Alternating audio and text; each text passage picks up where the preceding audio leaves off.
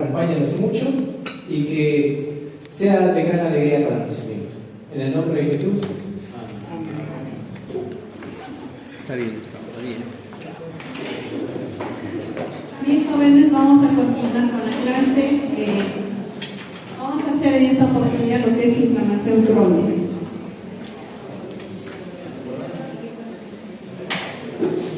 Entonces decimos inflamación crónica aquel proceso que se considera un proceso que ha pasado más de las 2 semanas, siendo prolongado en el que va a conllevar a la destrucción del tejido y a su posterior reparación. Acá en las imágenes, por ejemplo, estamos viendo acá un cortecito que corresponde a la vesícula biliar. Acá se ve el epitelio de la vesícula y debajo de la vesícula estamos viendo unas células que son los macrófagos, ¿no? Estos macrófagos están llenos de líquidos. Entonces, a la presencia de estos elementos en el epitelio, en la mucosa de la vesícula biliar, es lo que llamamos colesterolosis, ¿no? Y también es un efecto de la inflamación crónica. Acá tenemos un corte de mucosa gástrica y acá lo que estamos observando es debajo, a nivel de la lámina propia, también componente inflamatorio crónico a base de linfocitos, algunos macrófagos y células plasmáticas. Este es otro corte también de estómago de una gastritis crónica y como lo que ustedes pueden ver, el epitelio, que es lo que estoy señalando, el epitelio mucosecretorio monoestratificado. Debajo del epitelio vamos a encontrar gran cantidad de células plasmáticas, linfocitos, incluso algunos de ellos pueden estar a nivel intraepitelial. Acá lo que vemos es un denso infiltrado inflamatorio crónico de una gastritis crónica, ¿no? Probablemente si tenemos mayor aumento a este nivel vamos a poder identificar al Helicobacter pylori causante de esta lesión. Entonces esto solamente para recordar cuando tenemos la inflamación aguda, pues se van a producir diferentes eventos, ¿no? Tanto con participación de la parte vascular como la parte celular. Entonces, una vez que se retire el efecto, se mejora, digamos, la lesión, el tejido vuelve a la normalidad, se restablece la circulación, se retiran todas las células muertas y el tejido vuelve a, digamos, a su funcionalidad normal. Pero si, digamos, la lesión persiste la lesión, esto ya va a progresar o va a ir a una inflamación crónica. En la inflamación crónica vamos a tener otros eventos, ¿no? En el que se van a producir ya la formación de nuevos vasitos, va a haber la presencia de fibroblastos, va a haber otro componente inflamatorio mononuclear que van a producir otro tipo de lesiones, ¿no? Y en este caso, al ser también, digamos, el proceso más largo, en el momento que se produce, una vez también que se ha retirado ya todos los microbios o todos los microorganismos, va a su reparación, pero después de un largo periodo, y esta reparación va a llevar, digamos, no al restablecimiento con la funcionalidad normal, sino a una fibrosis, ¿no? Y muchas veces esta fibrosis lleva a pérdida de la funcionalidad. Entonces, las causas de la inflamación tenemos primero, en primer lugar, las infecciones persistentes. Ahí vamos a ver micobacterias, virus, hongos y parásitos, ¿no? Luego tenemos las enfermedades producidas por hipersensibilidad, aquellas autoinmunitarias y alérgicas que son perpetuantes, ¿no? Como la artritis reumatoide. Otro tenemos la exposición a agentes, prolongar agentes potencialmente tóxicos, exógenos o endógenos, ¿no? Ahí tenemos a las neumoconiosis, ahí vamos a ver la antracosis, fibrosis, asbestosis y otros procesos como la aterosclerosis, ¿no? ¿Cuáles son las características de la inflamación crónica? Como ya hemos hecho mención, su duración, ¿no? Pasa de las semanas, incluso meses y puede durar años. El ilistrado está básicamente a base de células mononucleares. Ahí tenemos a los linfocitos, monocitos y células plasmáticas que habíamos visto ahora en la mañana, ¿no? Acá lo que se va a dar es una destrucción de los tejidos afectados ya con la necrosis del tejido. Sobre todo vamos a ver necrosis que va a llevar a una reparación con tejido de granulación. Los cambios proliferativos que vamos a observar son la formación del tejido de granulación y una vez que el tejido de granulación ha reparado el área, vamos a ver ya un intento de reparación tisular, es decir, el retorno a la funcionalidad.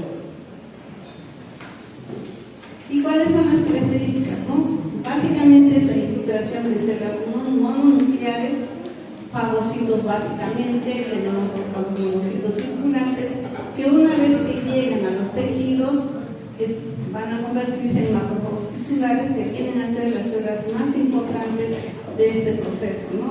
Igualmente van a participar los linfocitos y otras células que habíamos hecho mención, ¿no? Debido, digamos, a factores quimiotácticos, moléculas de adhesión, por infiltración de los macrófagos, ¿no? Y diversas citoquinas.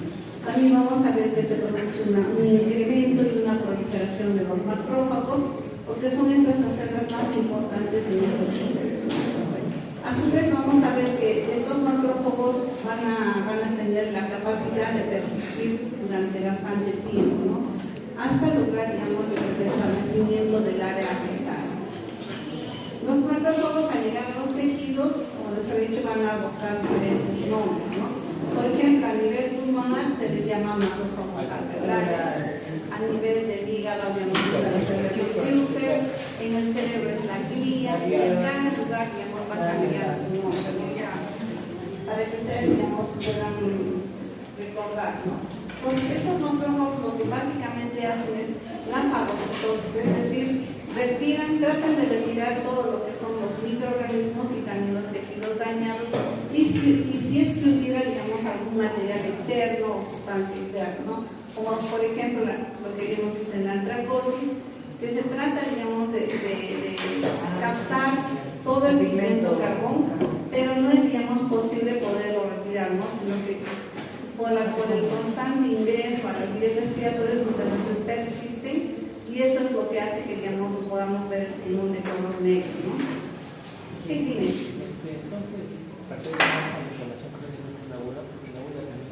Es que el macrófago te capta el microorganismo cuando, digamos, tú te haces una herida, el que acude y capta, digamos, al microorganismo es el que lleva la señal al linfocito, ¿no? Y el linfocito a los mediadores, y ahí vienen los neutrófilos en la inflamación aguda. Acá estas células son las que también van a través de diversas citoquinas, van a, digamos, tratar de retirar lo que no se ha podido con la inflamación aguda, ¿no? Claro.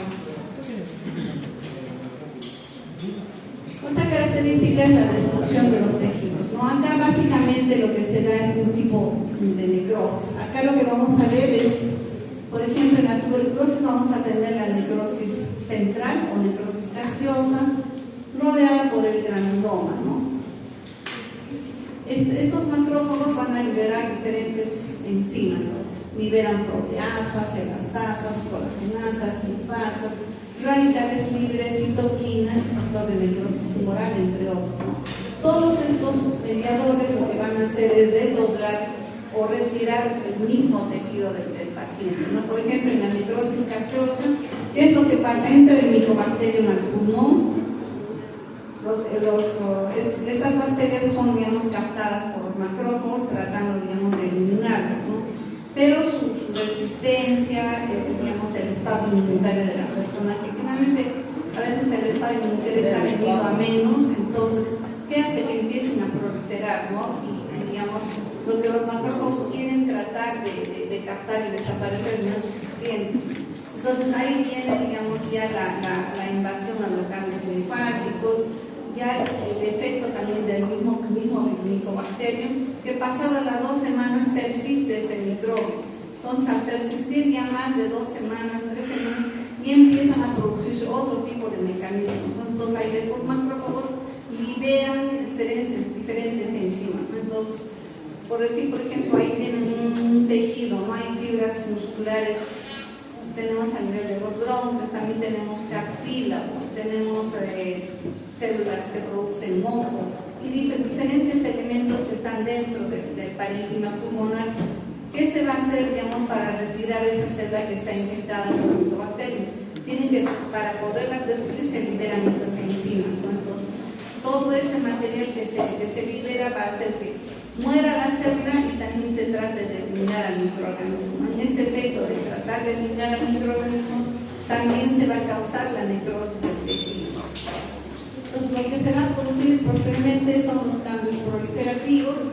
Vamos a tener la generación de la angiogénesis, es decir, para tratar, digamos, de llevar más nutrición y oxigenación a la zona dañada, se van a producir pequeños vasitos de neoformación. Estos vasitos de neoformación, como su nombre lo dice, son vasos nuevos, ¿no? ¿Y qué es lo que tienen estos vasos de neoformación? Tienen una pared delgada.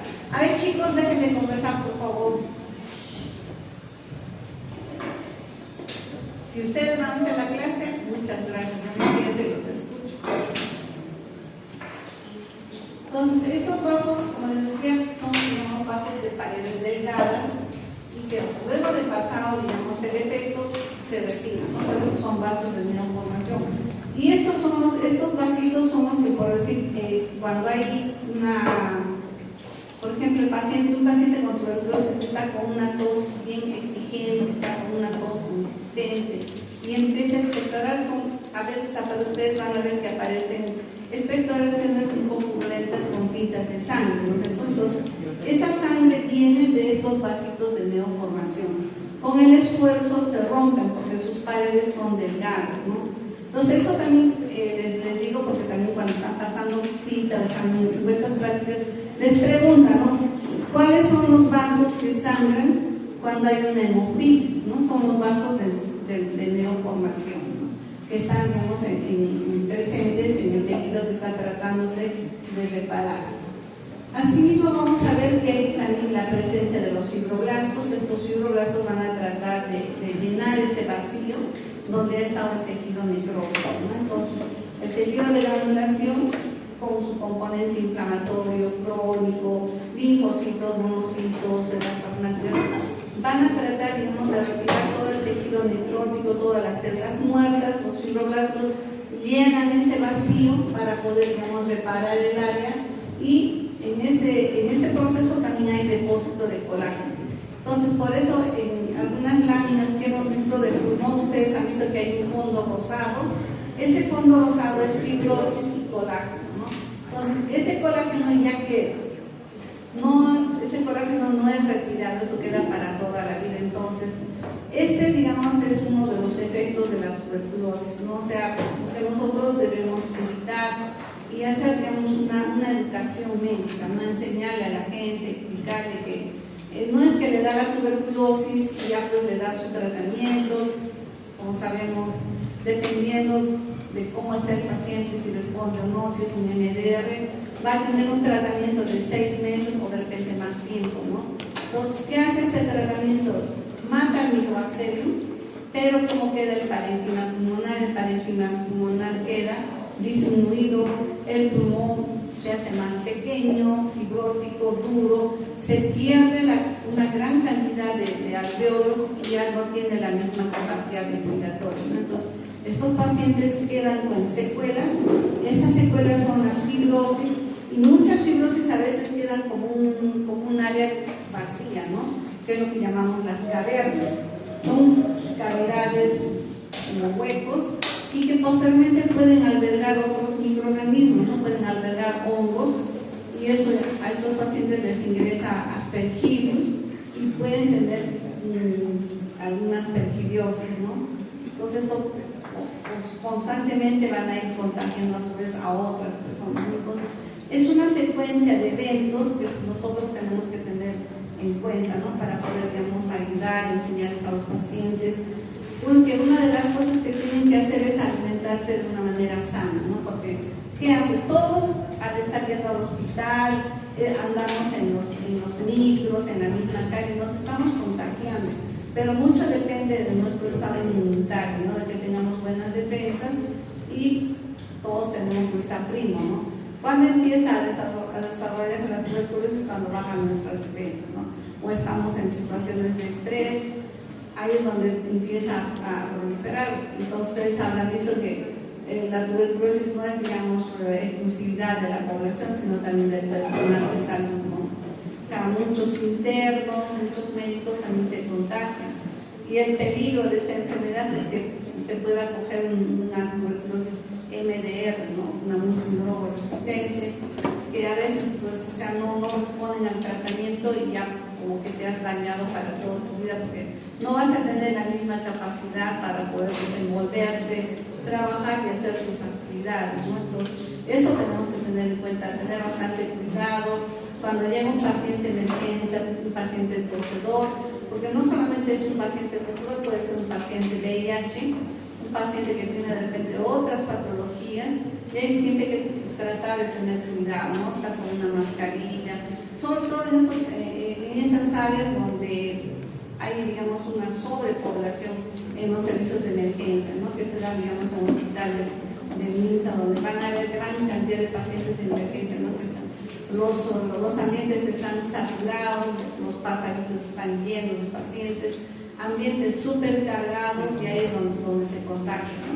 Porque al estar haciendo el interno, ustedes van a ver que a veces no hay tiempo ni para comer, ¿no? Te las pasas trabajando todo el día y uno no se alimenta bien, y ahí es donde se adquieren las enfermedades. Entonces, hay que tener en cuenta todos esos aspectos, ¿ya?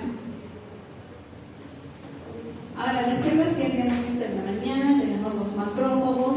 Estos macrófagos a su vez pueden modificarse y, digamos, adoptar diferentes formas, ¿no? Una de ellas son las células epitelioides.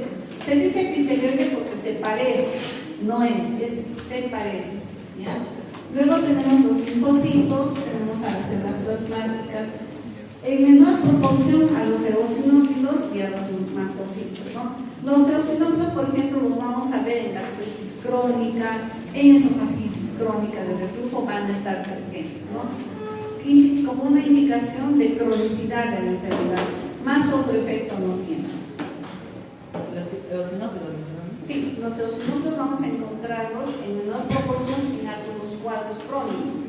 Por ejemplo, en la esofagitis crónica de reflujo, lo vamos a encontrar en algunas gastritis crónica, en duodenitis crónica, los vamos a ver, ¿no?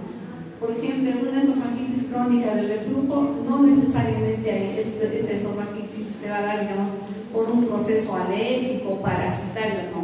Sabemos que los eosinófilos están incrementados en estos procesos, ¿no? Pero si vemos, por ejemplo, como decía, una esofagitis crónica de reflujo y no vemos un efecto, digamos, un alergeno o una sustancia externa, nos preguntamos por qué está la presencia de estos eosinófilos, ¿no? Hay, pero son, digamos, muy escasos y sí están presentes, ¿no? Entonces, la literatura lo menciona como que son elementos representativos de la cronicidad de la enfermedad, no tienen mayor efecto. Y los mastocitos igualmente se ve, por ejemplo, en la neurofibromatosis, ahí también se encuentran mastocitos, ¿no? Acá tenemos, por ejemplo, la mucosa gástrica, lo que les decía, el epitelio mucosecretor, y vean la lámina propia llena de componente inflamatorio. Normalmente no es así. Cuando nosotros vemos un tejido en histología, vamos a ver el epitelio y debajo del epitelio vamos a ver vasitos, todo lo que es tejido conjuntivo, vamos a ver unos cuantos, de repente, fibras colágenas, vamos a ver fibroblastos y uno que otro linfocito que está por ahí. Eso es, digamos, lo normal. No hay, digamos, ningún efecto inflamatorio, ¿no? Pero si comparamos ese tejido normal con esto, acá estamos viendo gran cantidad de linfocitos, vean células plasmáticas, y son abundantes, ¿no? Y si miramos la mucosa, acá vamos a encontrar el Helicobacter pylori, vamos a encontrar a la bacteria. Entonces, esta bacteria también va a causar este tipo de lesiones a nivel de la mucosa gástrica, ¿no? Y el Helicobacter pylori vive en el moco. Entonces, el moco es una capa protectora de la mucosa gástrica, y al comerse el moco va a hacer que las células estén expuestas a la agresión del ácido clorhídrico, ¿no? Y esto es lo que nos va a causar el dolor, las dispepsias y las diversas molestias en una gastritis crónica. Entonces, el peligro es que no solamente la célula está expuesta a esta agresión, esta exposición va a hacer que la mucosa gástrica cambie hacia una metaplasia intestinal, cambia al tipo de célula columnar o celda cilíndrica del intestino delgado con chapa estriada para que se defienda de este ácido. Entonces, de esa manera, a nivel del estómago, sobre todo a nivel del antro pilórico, es que se produce la metaplasia intestinal por este efecto del Helicobacter que retira el moco, se come el moco, vive en el moco y deja expuesta el epitelio. Entonces, de esa manera el epitelio también se defiende cambiando hacia otro epitelio. Pero todo quedaría, si todo quedara ahí, estaría bien, ¿no? ¿Qué pasa con esta metaplasia intestinal? Que puede empezar a proliferar, a avanzar y empieza luego a crecer desordenadamente, ¿no? Al crecer desordenadamente la metaplasia intestinal genera displasia de bajo y alto grado, ¿no? Entonces ya cuando vemos una displasia de alto grado ya es claramente un carcinoma in situ, ¿no? Porque la muestra que nos llega a patología son pequeñitos fragmentos, no estamos viendo toda la mucosa, el que lo ve es el gastroenterólogo, ¿no? Y él toma las biopsias de las áreas que más, digamos, le parece que están afectadas. Y eso es lo que nos llega a nosotros, ¿no? Nosotros tratamos de ver, incluso cuantificar la cantidad de Helicobacter pylori para que este paciente pueda tener su tratamiento, ¿no? Y el tratamiento también de esta enfermedad, ustedes van a ver que es un tratamiento que tiene un montón de medicamentos y que al tomar también le causa molestias al paciente, ¿no? Y muchas veces se curan, pero pasados unos meses vueltas se vuelven a reinfectar porque no se nos explica que esta bacteria está en las cremas, está en las ensaladas mal lavadas, en todos los alimentos que no tienen una buena cocción, ¿no? Y de esa manera nos reinfectamos. Por ejemplo, en el comedor de nuestro hospital, parece raro, en el comedor de un hospital hay Helicobacter pylori. Y lo curioso es que siempre nosotros nos preguntamos por qué los gastroenterólogos no van a comer al comedor. O sea, son los que, digamos, están más ausentes. Parece chistoso, pero ellos no van, ¿no? Y la explicación está en eso, ¿no? Que te contar. ¿Qué pasa? En los hospitales también las ensaladas, las lechugas, todas las verduras los pican la noche anterior y lo dejan en recipientes grandes, en tinas grandes, para repartir a todos los pacientes, ¿no? Entonces yo algún día también me pregunté que ¿cómo es que preparan tantos alimentos para tantos pacientes del personal? Lo hacen de noche. Muchas veces salgo del hospital, a veces a las 9, 9:30 de la noche, yo veo que están lavando las lechugas, están preparando todo lo que son verduras, ¿no? Entonces pasa eso que a veces pues queda, no se lava bien. Entonces hay que tener cuidado. Cuando coman ensaladas, de preferencia háganlo en vuestra casa, porque ahí sí nuestras mamás lo lavan bien y nosotros también podemos prepararnos una ensalada con verduras bien lavadas, para que estén limpias. Acá tenemos lo que les decía, las otras células son los macrófagos. A estos macrófagos los llamamos células espumosas, porque en verdad son macrófagos y su citoplasma parece que estuvieran con burbujas de jabón, ¿no? Como que tuvieran espuma. ¿Y qué es lo que tienen acá? Tienen triglicéridos, tienen lípidos. Así como lo que habíamos visto en la esteatosis hepática, estos macrófagos acá también tienen lípidos. Y se ubican debajo del epitelio de la vesícula biliar. Entonces esto es lo que decimos colesterolosis. Esto también lo vamos a ver en la práctica, tenemos láminas para que lo puedan ver, ¿no? Y es un indicativo también del exceso de comidas grasas que ingerimos, ¿no? Ahí están todo lo que es comida chatarra, las hamburguesas, todos esos alimentos que tienen abundante grasa, ¿no? Ustedes se habrán dado cuenta, cuando te compras una hamburguesa, jamás la ponen sobre un papel absorbente, ¿no? Te lo ponen directo al pan y lo ponen con toda la grasa. Entonces, esa grasa que comemos, más las papas, más las cremas, hay un exceso de contenido lipídico en estos alimentos. No sé, es muy rico a la boca, pero esto es lo que nos produce, ¿no? Va a generar el exceso, va a generar la presencia de estos macrófagos que se tratan de comer esa grasa, ¿no? Y eso es lo que se llama la colesterolosis. Ahora, esta colesterolosis posteriormente puede formar incluso pólipos, ¿no? Acúmulos de lípidos y forman como unos arbolitos. Ahora, estas proliferaciones también a la larga pueden generar alteraciones a nivel de la mucosa y después también contribuyen a la formación de los cálculos. Entonces, Es bueno que sepamos que ingerir este tipo de alimentos nos pueden llevar a la generación de este tipo de lesiones, no solo la colesterolosis, sino la formación de cálculos a nivel de la vesícula biliar. Acá tenemos otras células. Vean acá esta gran cantidad de células plasmáticas y linfocitos, ¿no? Acá estamos viendo en medio de células musculares, también tenemos otra mucosa intestinal.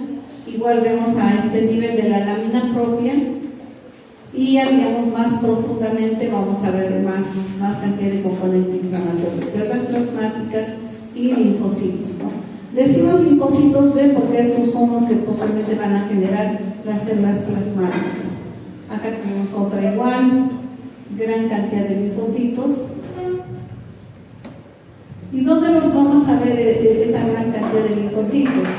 Los vamos a observar en la tuberculosis, los vamos a observar en diversas, por ejemplo en la leishmaniasis, que es, digamos, una lesión a nivel de la piel y de las mucosas. Una característica en el componente inflamatorio de la piel es observar gran cantidad de la lámina propia, ¿no? Cuando, digamos, vemos una biopsia de piel y observamos, aparte de linfocitos, macrófagos, en la lámina propia hay gran cantidad de células plasmáticas. Esto ya nos hace que busquemos a la leishmania en esa área, ¿no? Entonces, en la leishmania, por ejemplo, es típico encontrar gran cantidad de células plasmáticas, ¿no? Entonces, ahora en las micosis, cuando tenemos criptococos, histoplasma, que también son otras lesiones, otras infecciones o infestaciones crónicas de los pacientes, también vamos a encontrar células plasmáticas, ¿no? Y eso nos alerta a qué patología podemos orientarnos. Acá tenemos a los eosinófilos. Esto lo vamos a observar en el asma, así aparece a nivel de la lámina propia. Acá tenemos a los mastocitos, que también les había hecho mención en la mañana. Ahora, otras células que también se presentan son los macrófagos, pero ya, digamos, con modificaciones, ¿no? Tenemos la célula gigante multinucleada tipo Langhans, que lo son, digamos, cuando los núcleos se colocan en forma de herraje. En la célula algunas veces también pueden adoptar como un agrupamiento de núcleos hacia un extremo. Entonces eso lo vamos a ver, ya hemos visto que en algunas láminas, estas células, ¿no? Tenemos también las otras que son células gigantes multinucleadas tipo cuerpo extraño, en el que los núcleos también se acomodan de una manera indistinta, no tienen, digamos, una localización así precisa. La otra célula son las células de Tutón, en la que los núcleos se colocan alrededor, ¿no?, del núcleo, o sea, tienen esta forma de una margarita. Y están, digamos, en áreas donde hay abundante tejido adiposo y donde muchas veces se producen lesiones tipo traumatismo, ¿no? Son menos frecuentes, pero se observan. Otras células también que pueden generar, digamos, células gigantes multinucleadas son en algunas neoplasias, ¿no? Ahí vamos a observar, por ejemplo, en el tumor de células gigantes. Acá aparecen células con múltiples núcleos, pero ya lo estamos viendo en un tumor, ¿no? Luego tenemos las células del Stenberg que hemos visto en la mañana, en los linfomas, y también la tenemos acá en los tumores óseos, los osteoclastos, ¿no? Entonces, como hemos visto, las células y los mediadores de la inflamación crónica básicamente están compuestos por los macrófagos, ¿no? Como sabemos, los macrófagos se van a generar a nivel de la médula ósea y forman parte de lo que son las células o blancas o los leucocitos, ¿no? Entonces, estas células que a nivel de la médula ósea se genera la célula progenitora. Esta célula progenitora posteriormente va, digamos, a diferenciarse hacia la célula de los leucocitos o células blancas, ¿no? Los glóbulos blancos, y estos a su vez van a formar las células mieloides, la serie eritroide y la serie linfoide. Entonces, en estas series vamos a ver también que se forman los monocitos, ¿no? Estos monocitos salen una vez que están adultos a la circulación, y de la circulación van a pasar a los tejidos, ¿no? donde se van a activarse y digamos, van a tomar el nombre de macrófagos, ¿no? Claro que en algunos tejidos toman unos nombres específicos. Estos, como sabemos, también van a participar en la captación de diversos elementos, ¿no? Genes, bacterias. Por ejemplo, las células del Langerhans que están debajo en la piel y que captan sustancias, también se dice que son un tipo de macrófagos, ¿no? Acá tenemos, vean, la forma que los observamos tanto a nivel, digamos, de sangre periférica con el núcleo más grande. Algunas veces se ve como si fueran unos bastones gigantes, pero el núcleo es más denso, más grueso, ¿no? Así es como se ve, ya digamos en la microscopía, ¿no? Cuando ya están más activados.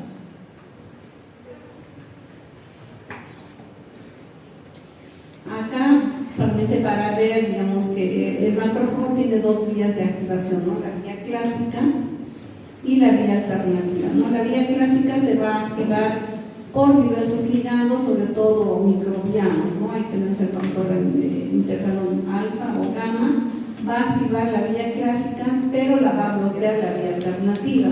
Y por otro lado también las interleuquinas 13 y la interleuquina 4 van a activar la vía alternativa y van a bloquear la vía clásica, ¿no? Este macrófago, como sabemos, va, digamos, en la participación de los nitrosos y diversas enzimas que se generan, van a ejercer acciones microbicidas, no van a tratar de destruir a las bacterias y eliminar cualquier otro microorganismo, sean hongos, parásitos, en el cuadro, digamos, generar la inflamación, ¿no? Pero también van a generar otros componentes que van a hacer que la inflamación ya se considere patológica, ¿no? ya sea crónica y constantemente, digamos, por no decirlo, ya, digamos, persista la lesión, ¿no? Y esto es lo que pasa, por ejemplo, en las micosis, en la blastomicosis, en la tuberculosis, en la leishmania, que son lesiones que pasan el mes, 2 meses, 3 meses. Los pacientes vienen con lesiones ulcerosas, unas úlceras que tienen varios meses de generación, que empezaron de repente como un granito y luego ya se forman, digamos, de 2-3 centímetros, ¿no? Ahora, por la vía alternativa también igualmente se van a generar diversos mediadores, la interleuquina 10, ahí tenemos otros factores, anginina y otras enzimas que igual van a ejercer también un efecto antiinflamatorio persistente y posteriormente van a llevar a la reparación de las lesiones, ¿no? Con, digamos, reparación de las heridas y la posterior fibrosis. Acá tenemos un ejemplo de parénquima pulmonar. Tenemos un alveolo, vean ustedes como los neumocitos tipo 2 están aumentados en proporción. Los septos alveolares están engrosados. Esta es una neumonitis. Acá tenemos un acúmulo de linfocitos. Ajá. Y vean ustedes, las paredes alveolares, que generalmente son paredes delgadas, con sus capilares, lo vemos acá, engrosadas, incrementadas en su espesor, ¿no? Casi todas las paredes están incrementadas. Esto lo vemos más que todo, digamos, en cuadros virales, ¿no? Los espacios alveolares no están comprometidos, lo que se compromete son las paredes, ¿no? Con componente inflamatorio a base de linfocitos. Pues como vemos, ya se está generando una fibrosis con posterior daño y engrosamiento de las paredes. Entonces, esta lesión crónica digamos, de causa infecciosa va a generar, digamos, factores quimiotácticos en los linfocitos para tratar de destruir a las bacterias en los tejidos, ¿no? Y esto, junto con estos factores, van a hacer que vengan más macrófagos y se incremente su número para, digamos, tratar de eliminar y, digamos, retirar todos los microorganismos, ¿no? Pero van a tener una persistencia en el tiempo, entonces van a ser de larga duración. A su vez, también acá en este esquemita nos ayuda a recordar que estos macrófagos pueden adoptar diferentes modificaciones.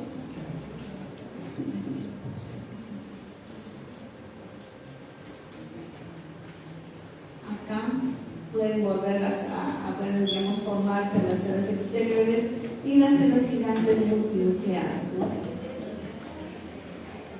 Con los tipos de inflamación crónica se dice que hay dos tipos, ¿no? La inespecífica, Acá el agente produce una lesión crónica con formación de tejido de granulación, posterior curación y fibrosis.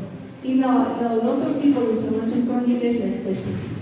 Acá vamos a ver que el agente va a producir una respuesta histológica a la que conocemos como granuloma. Entonces la lesión está formada básicamente en la inflamación crónica granulomatosa por un conjunto de macrófagos que pueden ser modificados, las células epitelioides, las células gigantes multinucleadas, rodeadas por linfocitos y otros componentes. Ahí tenemos incluso células plasmáticas, pueden haber eosinófilos, incluso se puede ver algunos neutrófilos, ¿no? Luego tenemos la necrosis, la fibrosis periférica, las células gigantes a las que vamos a observar en esta área del granuloma, que en la tuberculosis, por ejemplo, son las tipo Langerhans, tipo cuerpo extraño, micosis, parasitosis y las células de Putón, con la destrucción del tejido adiposo. Acá el mismo cuadrito que nos va a indicar, digamos, cómo se genera todo la secuencia de pasos hasta llegar, digamos, a la formación del granuloma, ¿no? Acá tenemos el granuloma. Si nos cuenta, acá tenemos las células epitelioides, la célula gigante multinucleada, todas ellas son macrófagos, ¿verdad? Por acá tenemos algunos linfocitos, macrófagos activados y los fibroblastos que vendrían a estar ya en la parte más periférica, ¿no? Entonces, ¿cuáles son los efectos sistémicos de este cuadro, ¿no? Vamos a tener sintomatología inespecífica que también se puede encontrar en otra patología. Tenemos cuadros de fiebre, algunos cuadros clínicos van a dar, digamos, característicamente fiebres, ya sean nocturnas, vespertinas. No es, digamos, una fiebre que se puede presentar en cualquier momento, sino también tiene, digamos, sus tiempos, ¿no? La anemia, tenemos la leucocitosis, que lo podemos evidenciar ambos no solo por la clínica, sino también por los exámenes del laboratorio. La velocidad de sedimentación está aumentada. Y luego tenemos también otros cuadros que posteriormente se pueden generar, como la amiloidosis, ¿no? Y esto lo vamos a observar posteriormente a cuadros de tuberculosis. Las características que se ven, y ya habíamos hecho mención, la presencia de elementos inflamatorios crónicos, linfocitos, células plasmáticas, fibroblastos que se observan en las áreas lesionadas, ¿no? Acá tenemos igual, vamos a empezar con las regiones inespecíficas. Por ejemplo, tenemos acá, no se ha formado el granuloma, solamente observamos el componente inflamatorio crónico, ¿no? Acá mayor aumento, formado básicamente por linfocitos. Acá vemos parte de las fibras musculares y sobre el bronquio. Entonces, en esta preparación, todos estos elementos posteriormente son retirados. Y lo que queda va a ser, digamos, una fibrosis. Incluso desaparece el músculo liso a nivel del bronquio y lo que queda es fibrosis. No se observa ya ni cartílago, porque el cartílago también se compromete. Acá tenemos ya estos cuadros. Tenemos acá una osteomielitis crónica, pacientes que vienen con lesiones con fístulas, úlceras crónicas a través de las cuales va a drenar material purulento, y estas lesiones la tienen por tiempo, no pueden ser meses que estén con este tipo de lesiones. ¿Y qué es, digamos, lo que se hace? ¿No? Se toma una muestra de esta área y lo ideal es, digamos, con una pinza tratar de sacar, digamos, el secuestro, ¿no? Tratar de sacar tejido necrótico que incluya hueso, ¿no? Para poder, digamos, si nosotros no observamos inflamación o infiltrado inflamatorio a nivel del tejido óseo, no podemos decir que es una osteomielitis. Necesariamente tenemos que tener la muestra con tejido óseo, ¿no? Y tenemos que buscar, digamos, la presencia algunas veces de gérmenes, porque las osteomielitis no solamente son causadas por bacterias, pueden ser causadas también por otros microorganismos, ¿no? Entonces, acá estamos viendo la limpieza, el retiro del secuestro. Acá en la placa radiográfica vemos lesiones osteolíticas. Lo que estamos viendo acá lo estamos viendo en la placa, una destrucción de las partes óseas, ¿no? y esto nos lleva a generar fracturas patológicas, porque el hueso que está destruido también se quiebra, ¿no? Entonces el paciente presenta fractura patológica, ¿no? Y otra manera también de darnos cuenta es que de pronto que estaba caminando y estaba con unas heriditas, el paciente si no es porque se quiebra la pierna, ¿no? De repente si hay un efecto traumático o algo así, solamente a veces con doblar el pie ya hace que no puede dejar de caminar, y cuando se le hace el examen, lo que se observa es que hay una fractura patológica, ¿no? Vemos acá restos de tejido óseo bañados y acá está el secuestro, ¿no? Entonces todo lo que tratamos, digamos, de lo que se trata de sacar y enviar a patología para que se haga el estudio, ¿no? Acá tenemos una osteomielitis crónica en la tibia. Otro cuadro también crónico en específico son las colitis. Habíamos visto una muestra de colon que tenía componente inflamatorio y es así como lo ve el gastroenterólogo. Hacen la colonoscopia y ve estas lesiones, ¿no? Ustedes ven como unas rayitas, son pequeñas erosiones, ulceraciones que se ven, digamos, cubiertas de fibrina, por eso aparecen de color blanquecino. Y esto es donde toma muestra el gastroenterólogo, no toma muestras de acá, y lo que nosotros, digamos, observamos en un componente inflamatorio con áreas en estas partes donde están estas rayitas blancas, estas son pequeñas úlceras, pequeñas heridas pequeñas, cubiertas por fibrina, ¿no? Y esto se da sobre todo por las características que tiene la mucosa colónica y por el contenido que tiene, ¿no? Abundante componente, digamos, inflamatorio y gérmenes, ¿no? Entonces acá vemos unas lesiones mayores, todo este blanco que ustedes ven es fibrina, y de ahí es donde se toma la muestra, ¿no? Lo ideal es tomar tejido sano y lesión para poder ver la transición de la enfermedad. Y microscópicamente lo vamos a observar así.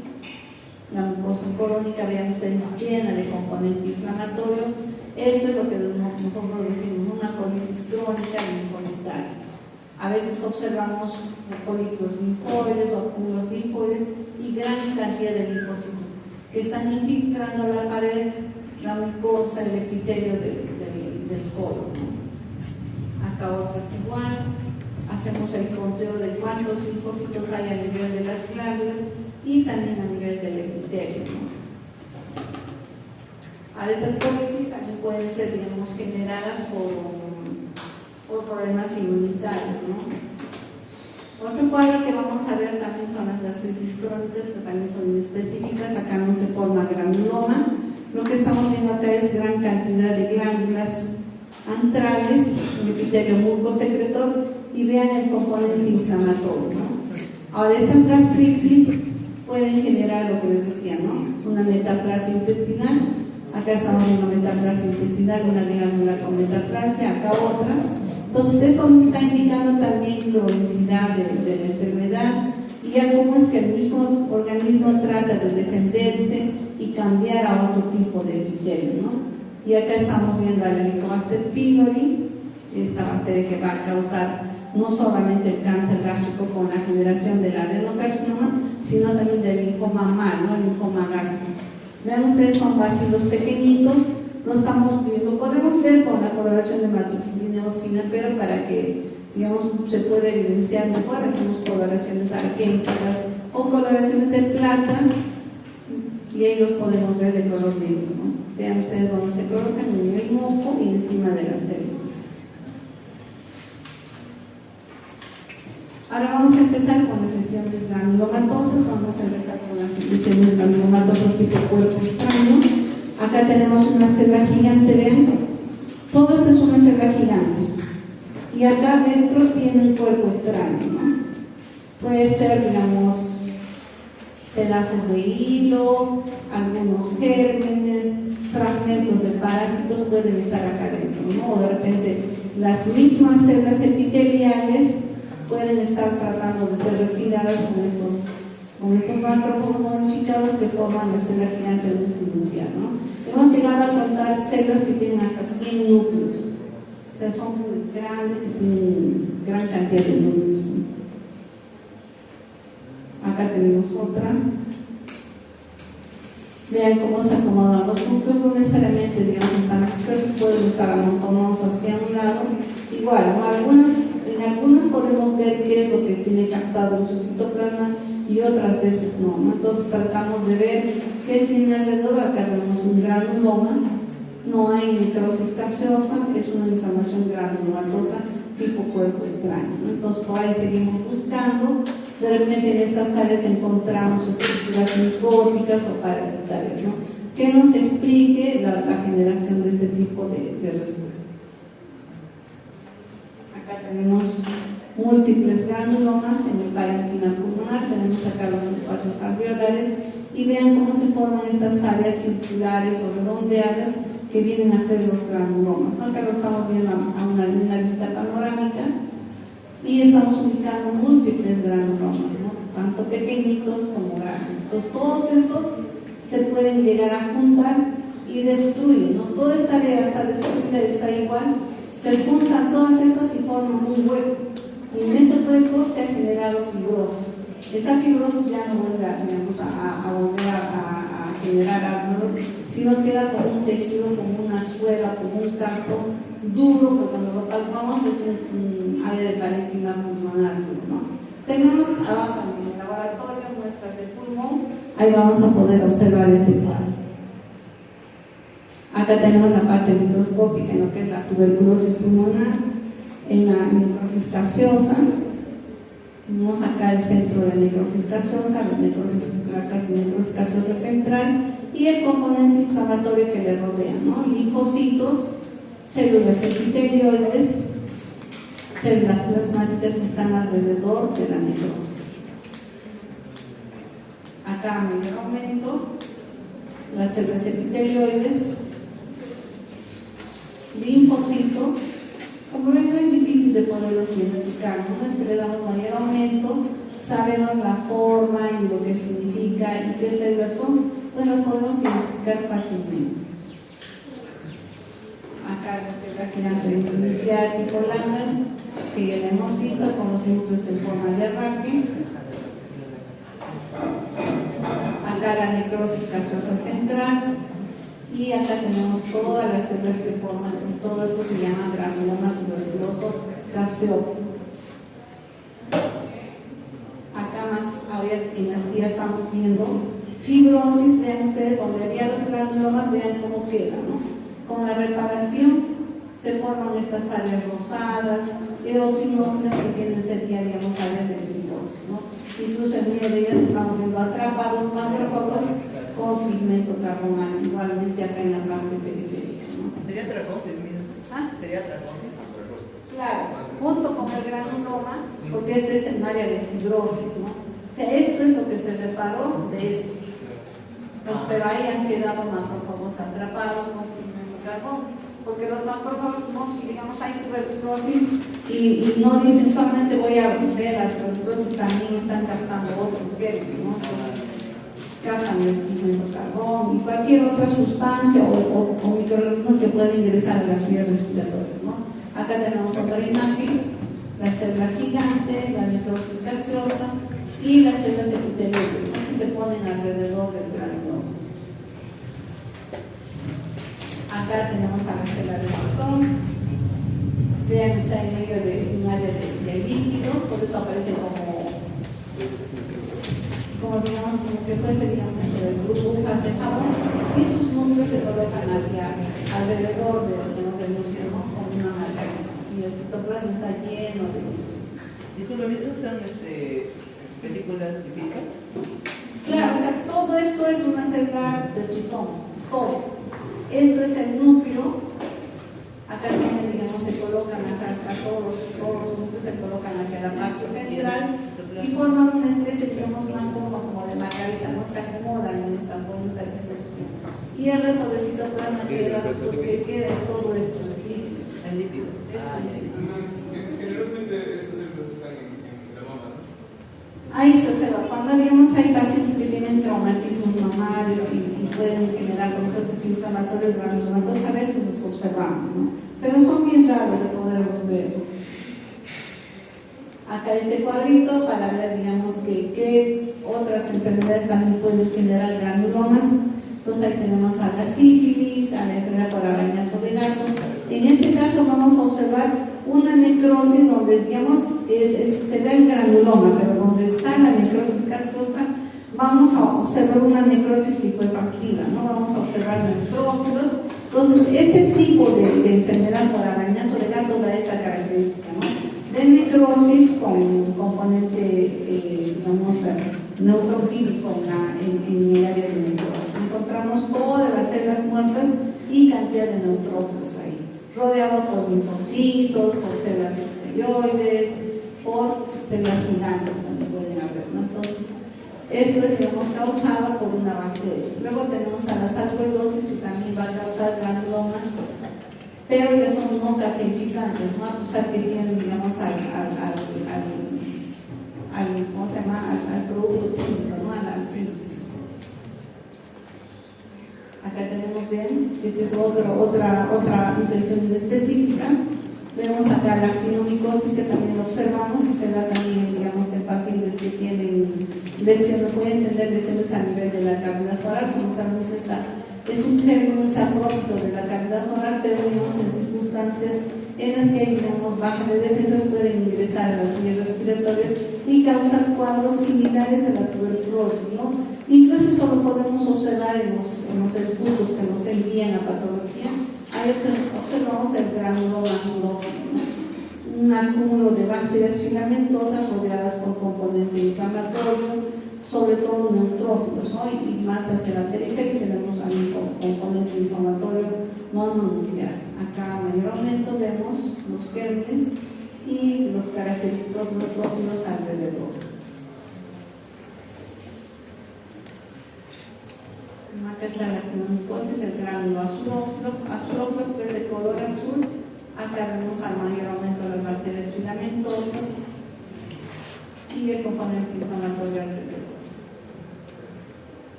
Acá tenemos la enfermedad por arañazo de gato, vemos componente inflamatorio, la necrosis, y en esta necrosis vamos a encontrar, digamos, neutrófilos, ¿no? Estos son granulomas supurativos, ¿no? Entonces esto es el característico de la enfermedad por arañazo de gato. Y también hacia esta parte periférica vamos a encontrar esto, ¿no? Células epitelioides, linfocitos, células plasmáticas y macrófagos. Este es otro cuadro, acá tenemos la sífilis. Vean estas lesiones, los comas sífilíticos, nódulos prominentes, duros. Y cuando vemos las lesiones, vemos acá la piel, y vean debajo de la piel, a nivel de la dermis papilar, gran componente inflamatorio crónico, ¿no? Se pide la coloración acá para ver el treponema pallidum y también se observa, ¿no? Coloraciones de plata también está bien. El treponema pallidum con coloraciones argentinas. Sí. Ahora, ¿cuáles son los efectos adversos? Vamos a ver que si genera un daño tisular. Este daño tisular va a hacer, digamos, que el área tenga una reparación con fibrosis, con colagenización, ¿no? Vamos a ver una degranulación de neutrófilos y macrófagos. Las enzimas de ambos elementos van a tratar de digerir todas las células muertas. Luego tenemos la génesis de tumores. Esto lo observamos, por ejemplo, en respuesta con la formación de masas. Luego tenemos el otro efecto, es la inflamación crónica persistente y la proliferación celular acelerada, ¿no? El incremento de diversos elementos, sobre todo los macrófagos, ¿no? Presencia también o la liberación de oxígenos y radicales, ¿no? Como los acá tenemos la respuesta inmunocrónica, la generación del bajo de neoformación y la inhibición de la apoptosis. ¿Científicos hasta acá? ¿Alguna pregunta?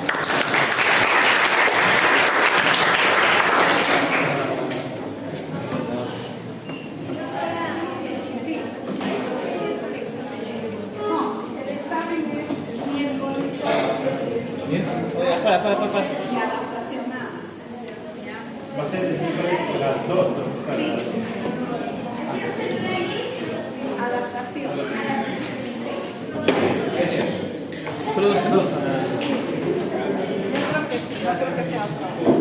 Obregón, despide el video. locos. ¿Ahí lista? No, no. Fuerte, fuerte. Oh. Ese delegado.